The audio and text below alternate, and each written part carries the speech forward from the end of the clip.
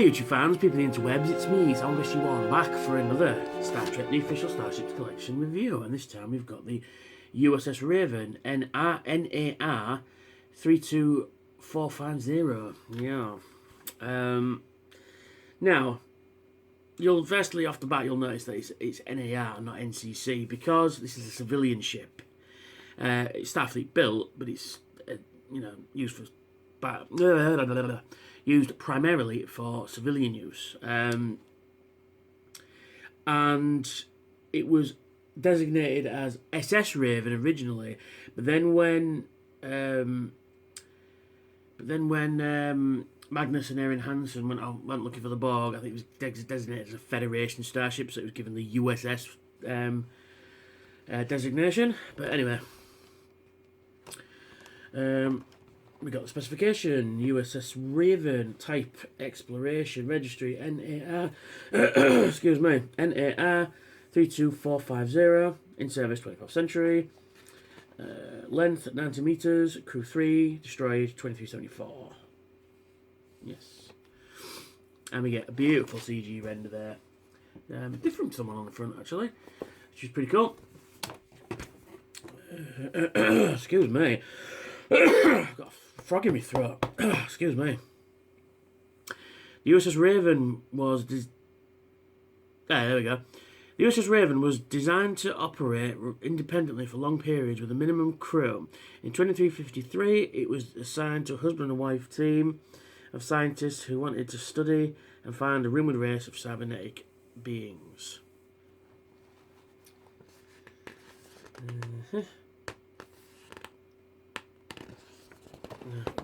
Pages stuck together on this one, there we go. And then goes into the history of the episode Dark Frontier and the Raven as well, which is pretty cool.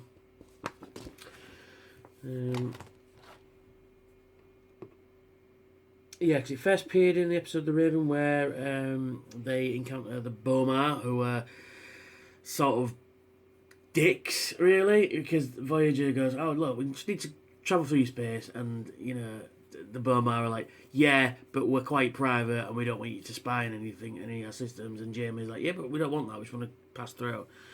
And so they do a course which adds weeks to the journey and stuff like that, and they're a bit of dicks. Anyway, they find a Federation warp signature and they find the Raven, which is pretty cool. Where are we? The Raven was partially summited by the Borg and crashed into an M-class moon in the Bomar territory. The wreck remained there until 2374 when it was destroyed by the Bomar, who reacted violently after 7 of 9 made an unauthorised journey into their space looking for the ship. Yeah, because it also has a Borg transceiver on it as well. And there we go. There's a topographical view. It's really cool. I like it. Not much detail in that one. In 2375, the crew of the USS Voyager incorporated some of the multi-adaptive shielding that was used on the Raven into the system of the Delta Flyer. This shuttlecraft was used to facilitate a rescue mission of 7 of 9 who was being held captive by the Borg Queen in the Unicomplex.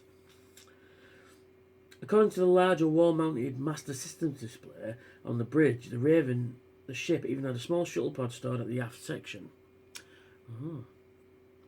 The Raven had a non-Starfleet registry of NAR 32450, indicating that it was a civilian ship, although official Starfleet records identified it with the prefix USS. The fact that the display seen in the gift referred to the Hansen's ship as the Jeffries.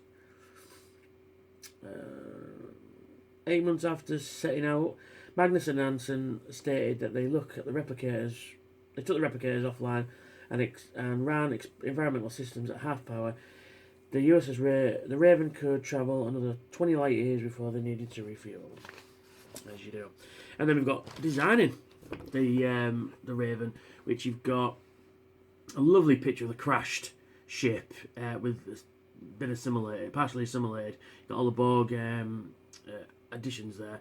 Then you've got like a full sort of pre-CG render there, showing obviously what it would look like. And then the making of Dark Frontier, with the episode which it appears. Yeah, it's Borg again. I like the Borg. I mean, to be fair, I mean, it's stuff I already know. But if you've never sort of, or just getting into Star Trek, this is a really good way of getting into it. It's showing you how they film the episode and you know, various images from the show itself there. You've got JMA7, Seven and the Borg Queen. Played by Susanna Thompson, who played Lamara Khan on Deep Space Nine. She played a Romulan, and I forget her name. The name escapes me. Jera, I think, in Next Generation. And she was in Frame of Mind as well. So she's popped up a few times on Star Trek here and there. And then we got like more images from the episode there. This always puzzled me. That's Seven's dad. What do they call him? Magnus, there we are, Ultra Magnus. Always puzzled me why they didn't give him an eyepiece. He's the only Borg that hasn't got an eyepiece. The only drone that hasn't got an eyepiece, because the Queen is the Queen, and Locutus was a counterpart, as they call it. But he did have it over his eye, so, you know. But he's the only one to have two eyes, which is a bit strange. Maybe so you could recognise him easier or something like that. I don't know. Bullshit. First appearance, The Raven. TV appearance, Dark Frontier. It does appear in The Raven and Dark Frontier Part 1. And it was designed by Rick Sternbach. Two sets of actors portrayed Seven of Nine's parents.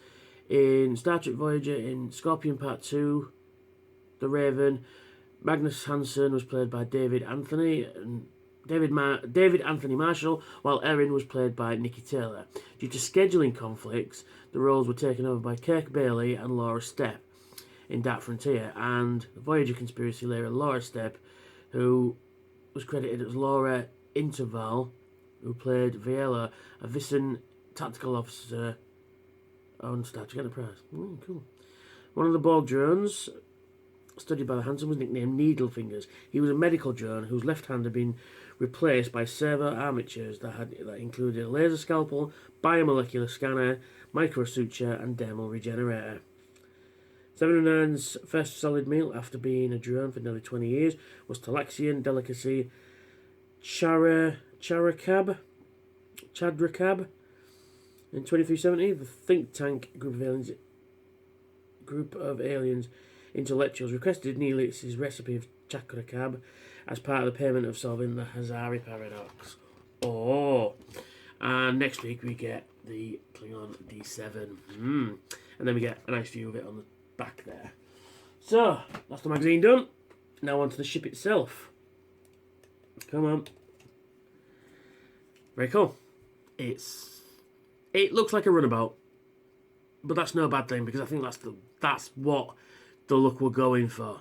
Because it looks a bit like the Janolan from Relics and a cross between the runabout, which is really cool.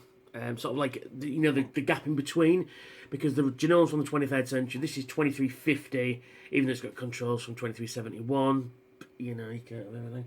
And then it's sort of, it's quite, it's obviously, you can see where the runabout would end up after this design. But this is quite larger than a runabout, because you can see these windows there, indicating it's a fairly big vessel. And of course, you get docking ports there. You've got really tiny writing. I don't think this camera is going to pick it up at all. No, but it says, if I can even read it, NRA 3484650, SS Raven, see. Sorry, NAR 32450. Yeah. It's really nicely detailed. It looks like a Federation jet. But they've got the colour palette right for this one, because the runabout... Oh no, that's right, yeah. For some reason it looks blue. I don't know. Yeah, the Voyager, it looks a bit bluer, that's what I meant to say. Voyager and the refit. I think they've got the colour palette right for Federation ships now. Some nice detail. The impulse engines are there. You've got the nice plastic for warp nacelles. Don't like the fact that you can see the holes where obviously they've secured it on. You know, that is a bit thingy. I think my nacelles are a little off. No. But this one, all plastic. This way. Now the nacelles are metal. No. No, it's actually the bit that's metal this week is the pylons. Bad show. Bad show. But other than that, it's a really nice ship. I quite like it. If you're cherry picking Federation ships, get it. Plus, if you're a Borg fan, get it. If you're 7 of 9 fan, get it. If you just like cool ships, get it. But yeah, I mean, definitely that view looks like a runabout. But yeah, you've even got the shuttle bay there. Apparently, these doors slide up, and they're shuttle bays. Oh, just a couple of shuttle pods. The navigational deflector dish here, and one here as well. These are transporter emitters, I think. Yeah, there's some there. There's got quite a lot of transporter emitters for a little ship. Then it's the Blizzard collectors, Blizzard random scoops.